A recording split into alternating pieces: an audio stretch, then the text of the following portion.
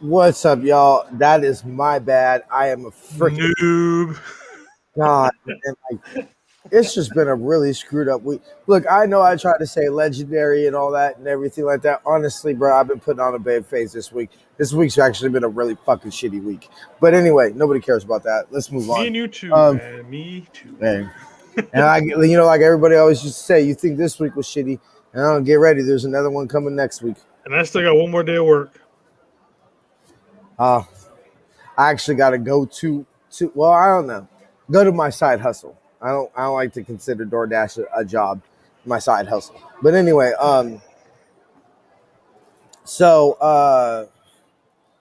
okay, so we want to go ahead and announce the Niners signed cornerback Dre Kirkpatrick, also claimed running back Trayvon Canyon off of waivers from the Baltimore Ravens. Ravens, yep. And this I did think was important because this is the official final. Of course, I closed the page. Where the fuck was it? Are you serious, bro? Wow. They've also tried out another running back and a cornerback. I think they were talking about trading for one of the guys from Minnesota. I can't think of his name. Yeah. Oh, I can't think of his name, but they actually did inquire about him. Yeah. Okay, here it is. I'll just have to wait till it reloads. So as officially listed, Dre Greenlaw is out, Emmanuel Mosley is doubtful, and Eric Armstead, Marcel Harris, and Javon Kinlaw are questionable. Unfortunately, I haven't not listened to the last press conference from Shanahan, and I know he likes to get into details on, whether X players have a chance or not. I would expect Javon Kinlaw to play. I think after, and we'll get into this when we get into, keys to victory and our top matchups to watch. But after the run performance that we saw last week in Detroit, hey, Javon, your knee's fine. Let's go. Fine. If you can't go, give it a try. You can't go. Okay, fine. But I'm just after the run defense that we saw in Detroit yesterday was good, bro. How you doing? After the run defense that we saw last week in Detroit, Javon Kinlaw needs to be out there. As a matter of fact, I'm going to say he's my key player to watch this week. And might be obviously, besides quarterback, might be the player that single-handedly I think might dictate this game. Because if they can run, if they can run the football, I think the Eagles are going to be able to throw on us. I don't think it'll be the quite nightmare secondary as anybody can at this point. I don't think that it'll be quite Brian Allen status. I don't think it will be. I don't think we'll ever see anything like that ever again. But I don't think it'll be Brian Allen, that bad. At least you got to give him credit because we picked him up on Saturday and started him Sunday morning, basically. Yeah. I got as bad as he played, I got to give him credit for at least going out there. He didn't back down from a challenge, which is more you can say what you can say for Spoon. Exactly. You know what I'm saying? And so, anyway, that's why he's not here. Exactly. I honestly do believe in my hearts of hearts that, I really do believe, honestly, I believe one of the reasons that Ahkello Witherspoon stayed on this team as long as he did was Robert Saleh, because I believe Robert Saleh was one of his biggest supporters. Yeah. But I think that day that He very showed his day, colors. yeah, I think even Robert Sala couldn't even save him from, you know. Yeah. But Yeah. anyway, I don't think it'll be that bad because, and also if you make a team one dimensional, I don't care, how beat up we are in the secondary. Any defensive coordinator worth his salt is going to be able to, hold up if you're just simply, And so after what we saw, Javon Kinlaw needs to be out. But if we can stop the run, then I trust getting them in third and longs and everything like that. And I just think our D line, even though they have to be what people think is one of the best offensive lines in football, I just take D Ford, Nick Bosa, et cetera, et cetera, et cetera, et cetera, et cetera, in the third or fourth quarter because I do believe this is going to be a tight game. I do believe. Yeah. An actual tight game, not what ended Mhm. up being a tight game last week. Yeah, no, I would dare say I think either the team. spread's 3 right now. I think it's Oh, 3 point. three. Yeah. So I mean, at Um, 3 on the road, that's basically even, yeah. more or less. Um, hold on, I'll look it up right now. 49ers, Because Eagles. that's what I think I looked at it this morning. Okay. It was Niners by 3, so basically makes it even. Yeah. Let me see. Still 3. Hold on. I'm loading it right now. Yep. Still three. I don't even know what side it is. I just looked at the first side. Niners. So Niners by 3. Niners by 3. So yeah, that's Yep. pretty much because you're gonna give the home team 3 points. Exactly. So they expect the Niners to win by less than a touchdown. I would see this game going like either team having a lead is 10 points. Yeah, And I even can see 14. if like 10, okay, fine, 10, two possessions. Two Yeah. possessions. So you're Yeah. gonna Two go scores. anywhere between 9 points to 15 points or Yep. 16 points. Anywhere around there, which is relatively a close game. Maybe you see the Niners get up by like multiple scores like late in the fourth quarter. You know what I'm saying? Or some, garbage time touchdowns either way. But I don't think that this is going to be nowhere where close to Detroit. Um, so obviously, just to get into some of our key matchups here right now, obviously I put uh, Niners interior versus Hargrave and Ridgeway. Obviously, it's the whole O line versus their D line. But ultimately, I think Mike McGlinchey and Trent will be okay. I have faith that Mike McGlinchey and Trent will be able to hold up. I think Mike McGlinchey is probably going to have the game of his career. This is being, him being from Philadelphia, wanting to Yep. play well for his family and all that. So I expect this to be fine on the tackles. I expect it's the interior of the line which concerns me. So Mr. Alex Mack, look, I have faith. I like Alex Mack. I think he was a great signing and all that. Now I need him to go out and prove it because this is the type of game where we signed Alex Mack for. We proved it last week. Because yeah, he was awesome last week. But I feel that Philadelphia might be one of the very few teams that even can say they even hold a candle to us on D line depth. Oh yeah. I would still give it to us. Yeah. Personally, I think I would still give it to us, trying to be non-biased. But our ends are better. Philadelphia's, I yeah, think our our ends are interior is better. better, but our ends are better. Yeah, I'll put their starters in the interior. Fletcher, their starters on the interior, I do believe are better than ours. But I'll give Bosa and, Yeah. and D Ford over them.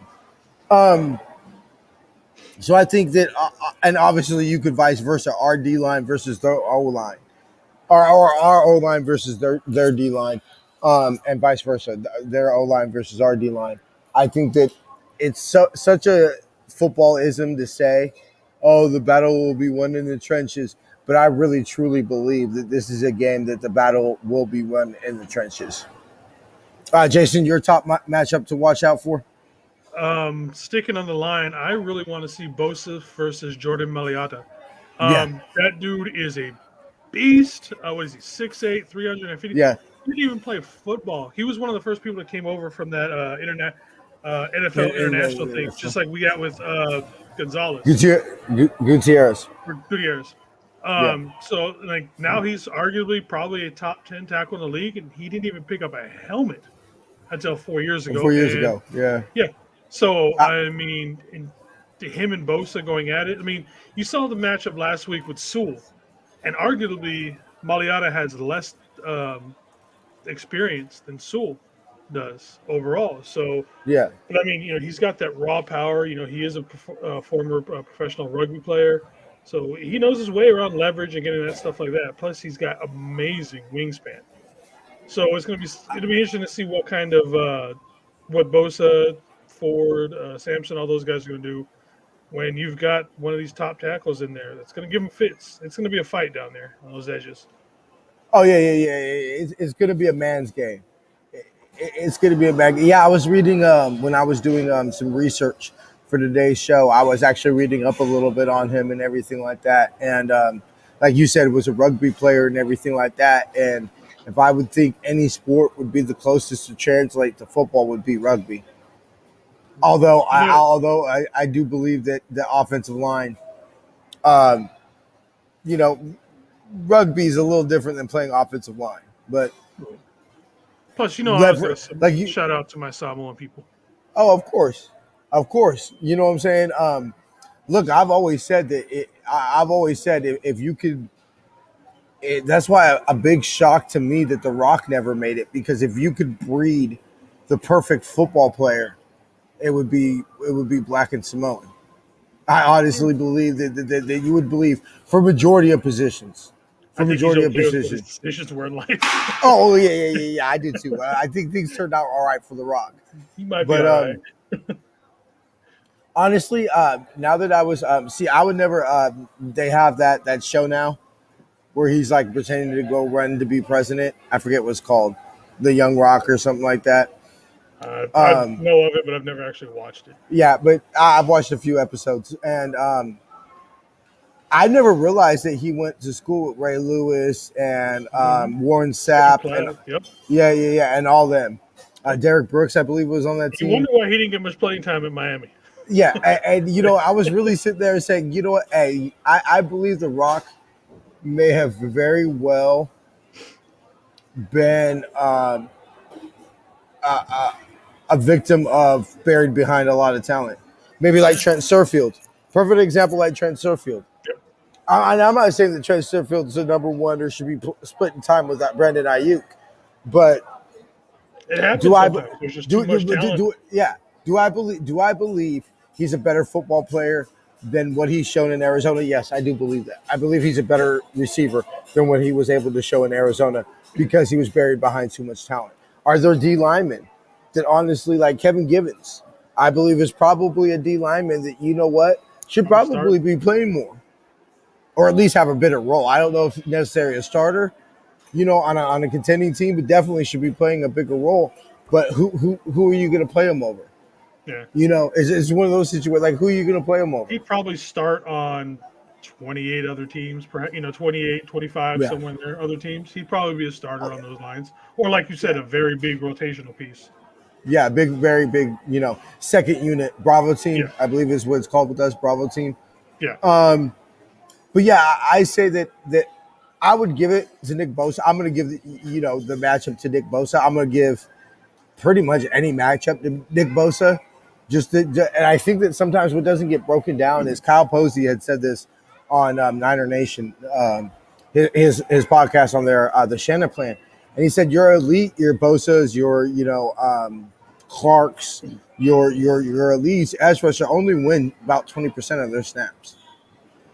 You feel me? So I only need Bosa to win about 20% of his snaps. And I'm fine with that. And I believe that, you know what? I believe there's not a tackle that one out of – I believe that Nick Bosa is going to get any tackle out in the NFL 1 out of every 5 plays.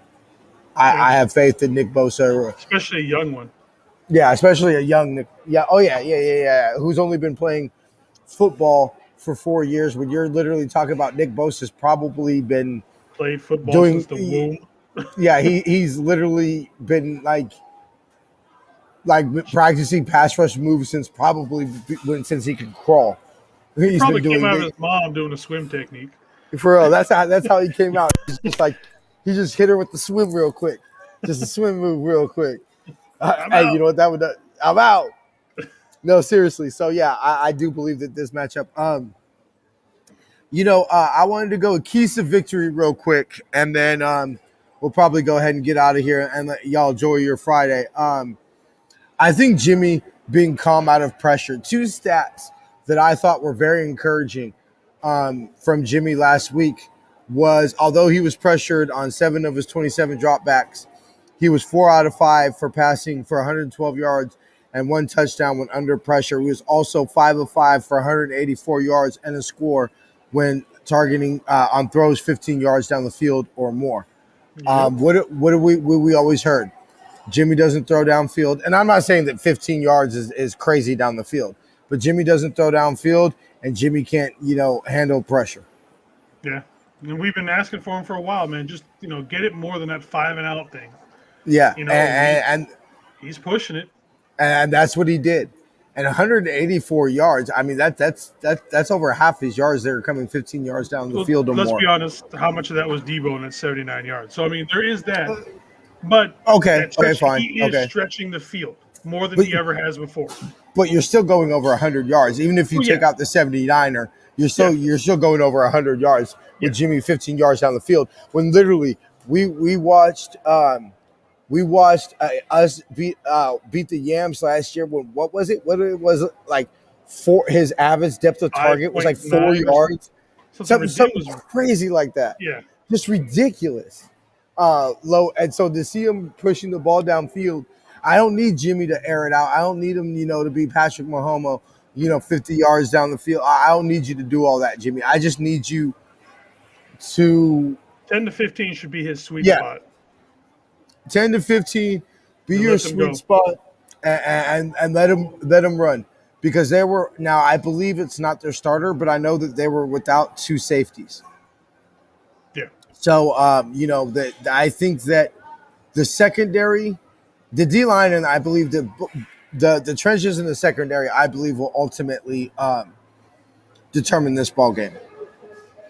I think so. We'll go ahead. We're gonna run a commercial for those on Twitch, and then for those who are on YouTube and Facebook, we'll go ahead and we'll continue the conversation. Hold on, I gotta reload it. I don't understand why my mobile hotspot never works. It's always doing something wrong. Always. I guess it adds with Trey there this year acting like the mobile quarterback, because what has killed us the most over the last 4 or 5 years, in fact, probably longer than that, has been mobile quarterbacks. And being able to practice against a quarterback like Trey, granted his style is a little bit different than Kyler, Wilson, any of those guys, Jalen. It's got to help, but then at the same time, with what's going on with Greenlaw down, who's starting opposite of Diamador, it does have me worried that we're going to be down enough talent to where they're going to be able to get something up on us. Because I haven't seen who's going to be starting opposite of him yet. Is it going to be Norman? I believe it's. They're not going to announce it beforehand. I know. But I would assume Dante. Did we just? I would assume. Yeah. I would assume. Now I believe Norman's going to get you some spot duty. All right, cool. We just hit the break. For some reason, it was removed off the stream thing, and I was like, "Did we lose the ability to run ads on Twitch?" I believe that Norman. I believe Norman will get some spot duty, but the team trusts Dante Johnson. And look, we've done every Dante Johnson book on the joke or whatever like that, but you know what? Would I rather see Dante Johnson, who I know what I'm going to get, and I know he knows the playbook. No, I know he knows the plays. you know, than Josh Norman right now at this particular moment, yeah, I'd rather get Dante Johnson than at I this love the particular fact moment. that we're just jumping Ambry Thomas. I love the fact that we're not even talking about him even being a remote possibility for starting right now. Like He, this is he, your he third can't round be. pick, and it's like you're not even a thought right now with how bad You, you're you, playing. you can't be. You know what? Um, I know this is an Eagle. Oh, you know what? We'll save that for the off season. But yeah, no. I mean, come on, bro. You want to see Ambry Thomas out there?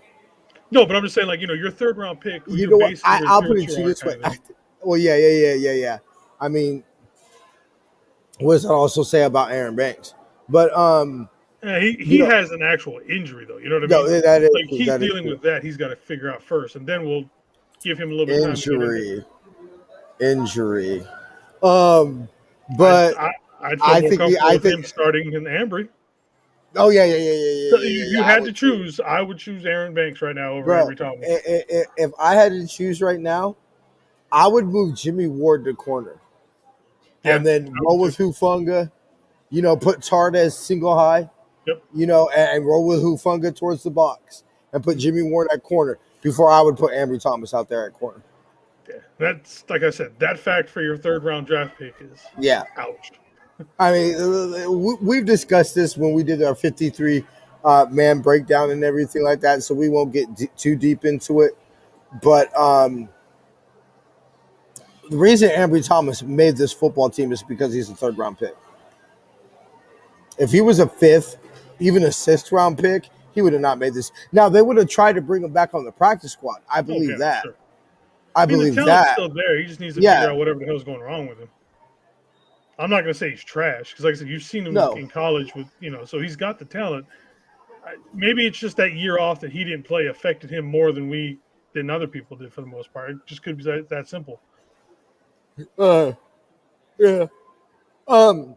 So last key to victory, and then we'll go ahead and we'll get you out of here. Last key to victory is slowing down their run game. Philadelphia had 100, and I want to say it was 100. I have it right here. 173 yards on the ground, averaging 5.6 yards per carry. We gave up 116, and Detroit almost averaged almost 5 yards per carry. We cannot have that happen and walk out of this football game with a win. No, not at all. I believe that because the passing defense is going to give up plays, and I think that you'll see that in my final roster prediction. But then if you allow the passing game to make plays, and then on top of that control the clock, run the football and keep our offensive off the field, where we just simply don't have enough possessions to keep up. We're done. We're done. I don't. But that's also basic football 101 right there. So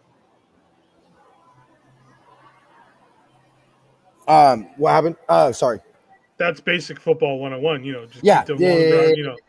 That's And basic football. where we're hurting at right now, it could be easily taken advantage of by a decent team. Mhm. Good coaching, and no matter how much talent we might have at other spots, the good coaching puts them. Ultimately, the Niners are a better football team Overall, yeah. than the Eagles. But what makes me more nervous about this game than I was about Detroit is that Philadelphia is strong when we're weak. Yeah.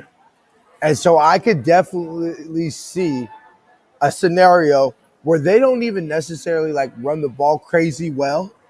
They run it just well enough to limit our possessions, and then the secondary gives enough big plays that it comes and bites us in our ass. Now, ultimately, I do think the Niners will come down because I do think our D line will make enough plays to sustain that.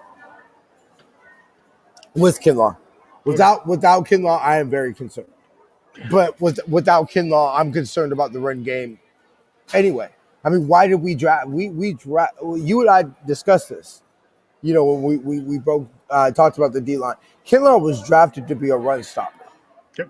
Plug holes, take up blocks in the plug middle. holes, and I feel almost bad for him. And yes, I have been harsh, but that's just because I expect big things from him this year. So I have been, hard on him.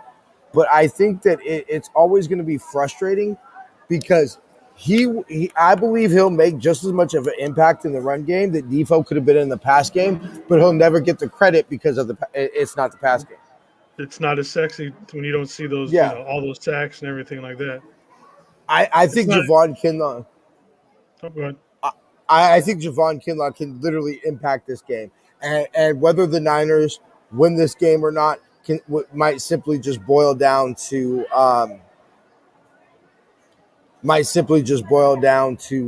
whether Javon Kinlaw plays or not. So before we get out of here, Jason, final score prediction. 24-17, Niners. Wow, wow. I'm considering that a little low. I'm gonna go. Like I've been debating 34-31 or 27, but I'm guessing around maybe it's a 4 point, a 28-27 game, and Niners kick a field goal at the end, or it's like 31-27, and then the Niners kick a field goal at the end. I see a lot of ball control running from both teams, to be honest with you. Like, we're going to try and keep the defense off the ground, off the field, because of all the issues with the injuries or in the backfield, especially. And then at the same time, if Kinlaw's not there, they're going to want to establish that run and just keep it going, and then like you said, and then just dink it over the top. Yeah, they're going to. Yep, they're going to go. I'm telling you, they're going to basically do what we did with teams in 2019. They're going to pound the rock until they force us to commit enough to stop the run. And then go over the top. And they're just going to go over the top. Play action, boom, over the top, bye-bye. I honestly think they'd be okay if they average like 3.5 yards a carry just to keep the clock moving, just keep it. And like you said, then you get that quick slant for 5 or 6 yards. Get another couple plays for 5 or 6 yards, quick slant, 5 yards. Yeah. Bam. I believe that the score, I believe the type of score that you're talking about is more Philadelphia. I don't think Philadelphia wants to get in a shootout with us. Because ultimately, I don't think they have. I don't know, much about their head coach, but fine, you could say they got decent receiver, pretty good receivers, obviously good quarterback, whatever. We'll see about the quarterback, but ultimately, I don't think that they got. You're talking about Kyle Shanahan, the man that basically went toe to toe with Sean Payton. Yeah. I just don't think they have the offensive mind and the offensive firepower to outduel Kyle Shanahan. Cool, in a couple years, fine. Jalen Hurts, when he matures as a quarterback, okay, cool. Holla at us in a couple years. But you're just not. I don't believe that they have the I shouldn't say the cojones, but the firepower. I don't believe they got the. Smith. Yeah, I fine, but I mean, awesome. Love Devontae Smith. That's what's up. But I mean, George Kittle, Debo, Brandon Ayuk, who I do believe will make an impact this game. Ross Dwelly, Juice. I mean, but do they have but ultimately, what I think Philadelphia is thinking is we don't need to get in a shootout. We'll run the ball, make the plays downfield when we have to, and our D line is going to limit the ability.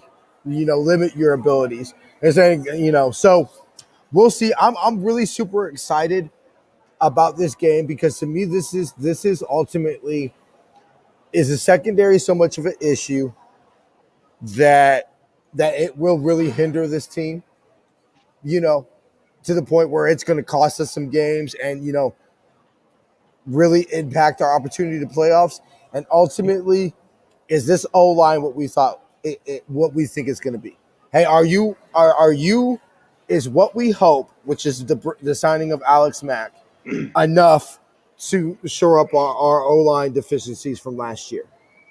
I believe it is, but we're going to find out on Sunday because this is a legit team. The next really honestly the next 3 weeks. We're going to find out a lot about this Niner football team. I almost consider this a must win with what's coming up.